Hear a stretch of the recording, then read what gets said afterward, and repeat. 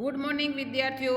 ધોરણ 5 વિષય પર્યાવરણ, એમાં પાઠ 15. હવે એમાં પાઠ 15માં ઠંડુ અને ગરમ.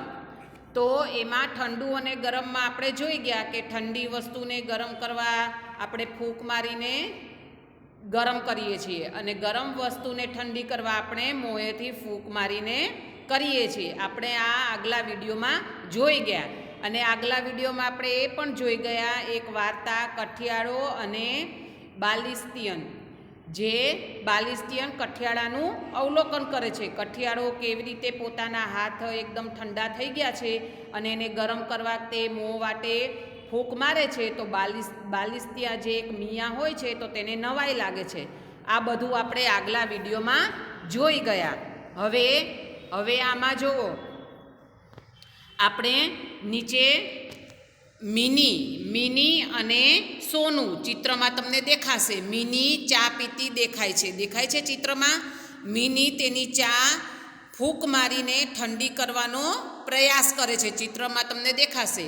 હવે મિનીની ચા કે તેના મોંમાંથી ફૂંક મારે છે તે હવા.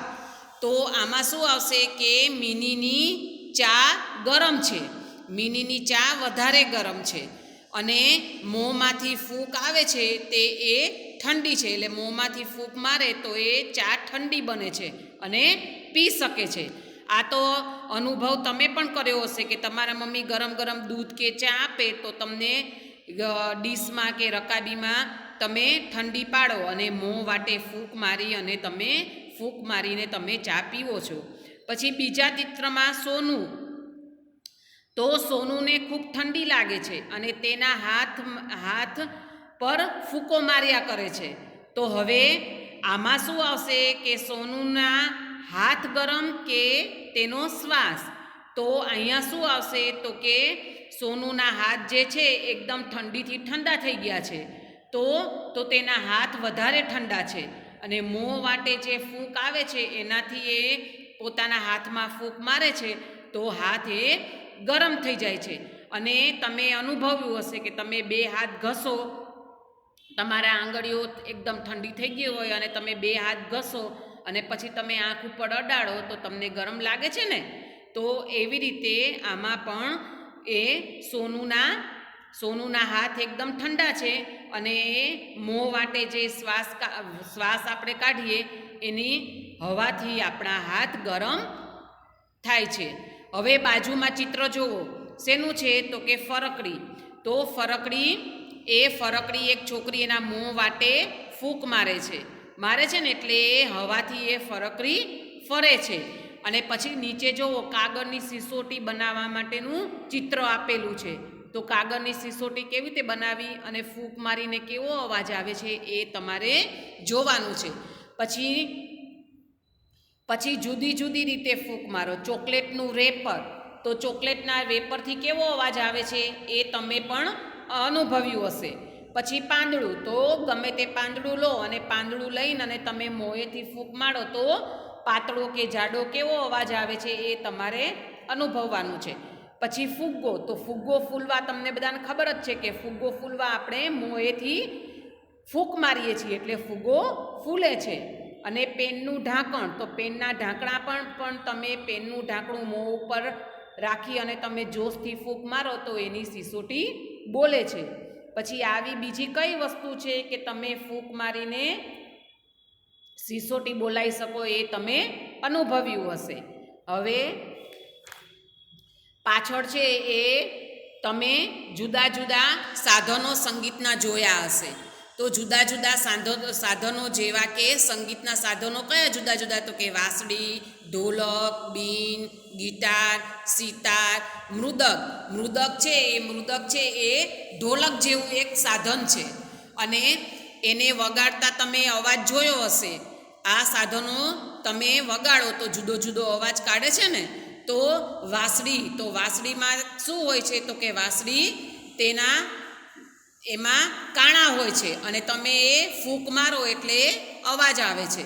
પછી ઢોલક છે, તો ઢોલક એ લાકડામાંથી બનાવેલું નળાકાર વાદ્ય છે અને તેની બંને બાજુ શું લગાવેલું હોય છે તો કે ચામડાથી ઢાંકેલું હોય છે અને કડક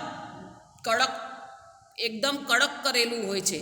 એટલે 2 લાકડાની લાંબી સળીઓ વડે કે હાથ વડે તમે એને વગાડી શકો છો. પછી મોરલી એટલે બીન. બીન તમે જોયું જ હશે કે પેલા સાપને નચાવવા માટે પેલો મદારી વગાડે છે ને, એ રહ્યું આ બીન છે. અને તે શેનું બનેલું હોય તો કે વાંસ અથવા લોખંડની પાઇપમાંથી બનેલું છે અને તેને ફૂંકીને વગાડવામાં આવે છે. તમે જોયું હશે કે મદારી આ બીન વગાડે અને પોતાના મોં વાટે ફૂંક મારે છે ને, એટલે પેલા સાપને નચાવે છે. એવી રીતે આ બીન. પછી મૃદંગ. આ મૃદંગ છે એ ઢોલક જેવું હોય છે અને તેને હાથથી ઢોલકની જેમ વગાડવામાં આવે છે અને તેની પહોળાઈ ઢોલક કરતાં ઓછી હોય છે અને લંબાઈ એની વધુ હોય છે. આ પણ તમે સાધન જોયું હશે. અને ગિટાર. હવે ગિટારમાં પણ શું હોય, ગિટાર પણ તમે જોયું હશે કે ગિટારમાં ઉપર પાતળા વાયર લગાવેલા હોય અને એ શેનું બનેલું હોય તો કે પ્લાયવુડનું બનેલું હોય અને એની ઉપર તારની મદદથી એને આંગળી વડે વગાડવામાં આવે છે. પછી તમે એવી કોઈ વસ્તુના નામ આપો કે તમે વગાડવામાં આવે અને સુરીલા અને રુચિકર અવાજ ઉત્પન્ન કરી શકે. તો તમે એવા સાધનો જોયા છે? તો એવા સાધનો તો કે આ વાંસળી છે, પછી ઢોલક છે, એ બધી વસ્તુઓ તમે વગાડી શકો. એ બધી વસ્તુઓ તમે વગાડી શકો. તમે રમકડાનું પણ ઢોલક જોયું હશે કે તમે એનો અવાજ સાંભળ્યો હશે. પછી તમે કોઈને તેમના ચશ્મા ચોખ્ખા સાફ કરવા તેના ઉપર ફૂંક મારતા જોયા છે? હવે જો અહીંયા શું આવ્યું તો કે ચશ્માના કાચ અને જુદા જુદા કાચ સાફ કરવામાં આવે છે.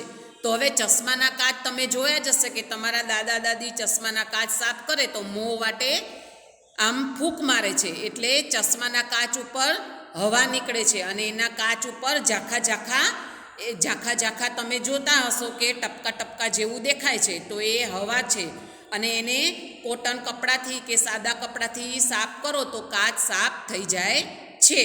પછી એક કાચ સાદો લેવાનો. એ સાદા કાચમાં તમે મોંથી નજીક લાવો અને તેના પર જોશથી ફૂંક મારો તો એ કાચ ઉપર નાના જે તમે હશે એ બિંદુઓ જોવા મળશે અને એ સાદા કાચ ઉપર પણ તમે સાદા કપડાથી તમે સાફ કરી દો તો એ કાચ પણ સાફ થઈ જાય. તમે પણ તમારી ઘરે જોયા હશે, તમારા મમ્મી આવી રીતે તમારા તિજોરીનો કાચ સાફ કરતા હશો કે તમે પણ આવી રીતે કાચ સાફ કરતા જોયા હશે. પછી અરીસો લો. તો અરીસાને પણ ઝાંખો થઈ ગયો હોય અરીસો, તો તમે અરીસાને પણ આવી રીતે જોશથી ફૂંક મારો તો અરીસામાં પણ આવા ઝાંખા બિંદુઓ તમને દેખાશે અને પછી સાદા કપડાથી તમે સાફ કરો તો અરીસો પણ તમને સાફ થયેલો દેખાશે. હવે તમારા હાથ તમારી છાતી પર મૂકો. જ્યારે તમે શ્વાસ લો ત્યારે તમારી છાતી બહાર આવે કે અંદર જાય છે? તો આમાં શું થાય કે તમે શ્વાસ લો અને બહાર લો તો છાતી તમારી બહાર આવે છે અને અંદર લો એટલે અંદર જાય છે. હવે આમાં જો હવે શ્વાસ બહાર કાઢો. ફરી વખત તમારા મિત્રને તમારી છાતીનું માપ લેવા કહો.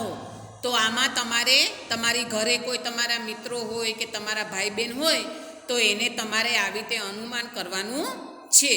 પછી 1 મિનિટમાં આપણે કેટલી વાર શ્વાસ લઈ શકીએ? જો તમારી આંગળી તમારા નાક નીચે મૂકો. તમે ચિત્રમાં જોયો હશે કે આ છોકરો છે એ પોતાના નાકની નીચે આંગળી મૂકે છે અને તમારા નાકમાંથી શ્વાસ કાઢો ત્યારે કોઈ હવા અનુભવી શકો છો? તો હવાનો અનુભવ કરી શકાય છે. તમે તમારા નાકની નીચે આંગળી મૂકો અને તમે જોશથી શ્વાસ બહાર કાઢો ને અંદર કાઢો તો તમે હવાનો અનુભવ કરી શકો. તો 1 મિનિટમાં તમે કેટલી વખત શ્વાસ અંદર લો અને બહાર કાઢો? તો 1 મિનિટમાં આપણે 18 વાર શ્વાસ અંદર અને બહાર કાઢી શકીએ છીએ. પછી તમે 30 કૂદકા મારો. તમે હાંફતા હો એવું લાગે છે તો કૂદકા મારો એટલે તમને હાંફતા હોય એવું તમે હાંફી જાઓ ને, થાકી જાઓ અને હાંફી જાઓ. તો આવી રીતે તમે 30 કૂદકા મારો કે દોડીને જાઓ તો તમે થાકી જાઓ કે હાંફી જાઓ. હવે ફરી 1 મિનિટમાં તમે કેટલી વાર શ્વાસ અંદર અને બહાર કાઢી શકો? બીજી વાર તમે કેટલી વાર અંદર બહાર કાઢી શકો? તો બીજી વાર આપણે 28 વાર કરી શકીએ. 18 વાર પહેલી વખત કરી શકીએ, પછી બીજી વાર આપણે ઝડપથી કરવા જઈએ તો 28 વાર આપણે અંદર અને બહાર કાઢી શકીએ. પછી કૂદ્યા પહેલાં અને પછી તમારી ગણતરીમાં શું તફાવત આવે છે? તો કે કૂદ્યા પહેલાં અને પછી ગણતરીમાં 10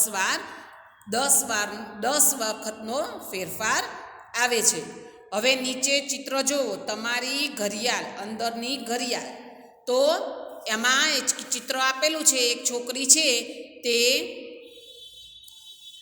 એણે શું બનાવ્યું છે? તો કે ડૉક્ટરનું થેથોસ્કોપ જોયું છે ને તમે, એ થેથોસ્કોપ જેવું એક સાધન બનાવ્યું છે.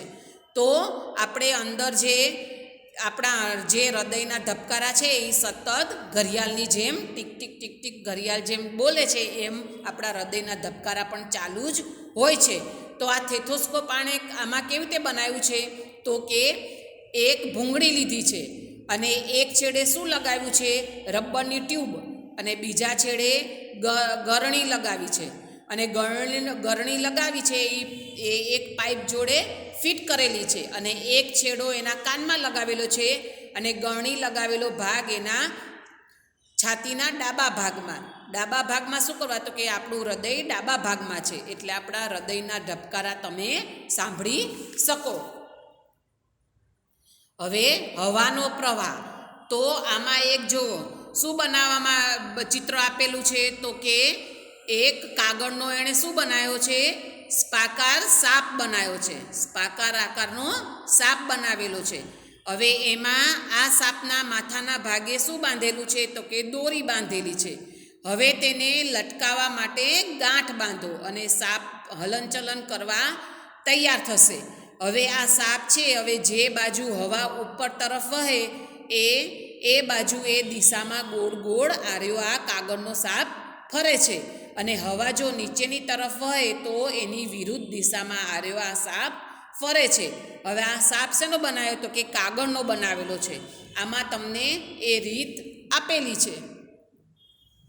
હવે આમાં આપણે આગળ જોઈ ગયા કે આમાં એક બાળકનું, જ્યારે રમતા રમતા બાળકને દિવાલ સાથે અથડાય છે અને એનું કપાળ ફૂટી જાય છે, તો એની દીદી એને 2 રૂમાલની ઘડી વાળી અને પછી તેના મોં વાટે એ ફૂંક મારી અને તેના અમિતના કપાળ ઉપર મૂકે છે. એટલે આવી રીતે 4 થી 5 વખત કરીએ તો એને જે વાગેલા ભાગ ઉપર એને બળતરા થાય નહીં, અને એને હૂંફ મળે, અને એને વાગેલા ભાગ પર એને થોડી રાહત મળે. હવે આપણે ગરમ વસ્તુઓને ઠંડી કરવા અને ઠંડી વસ્તુઓને ગરમ કરવા ફૂંક મારે છે, તો દરેકનું ઉદાહરણ આપો. તો ગરમ વસ્તુને ઠંડી કરવા માટે આપણે શું કરીએ? તો ધારો કે આપણે આગળ શીખી ગયા કે વાટકીમાં ગરમ ગરમ દાળ તમને તમારા મમ્મી ખાવા આપે, તો આપણે તેને ઠંડી કરવા શું કરીએ? તો તમે મોં વાટે ફૂંક મારીને ઠંડી કરો, અથવા તો આપણે મમ્મી જોડે એક વાટકી માંગીએ અને એક વાટકીમાંથી આપણે બીજી વાટકીમાં દાળ કાઢીએ. એવી રીતે 2-3 વખત કરીએ એટલે દાળ આપણને ઠંડી અને થોડી આપણે ખાઈ શકીએ તેવી ઠંડી થઈ શકે છે. અને બીજું શું? તો કે દૂધ. હવે તમને ગરમ ગરમ દૂધ પીવા આપે તમારા મમ્મી, તો તમે ફૂંક મારીને ઠંડુ કરીને પીવો છો, અથવા તો ડીશમાં કે રકાબીમાં થોડી વાર આપણે એમને રહેવા દઈએ, એટલે થોડું નવશેકું કે આપણે પીવા જેટલું થાય એટલે આપણે પી શકીએ છીએ. એ આપણે આ પાઠમાં શીખી ગયા. Thank you.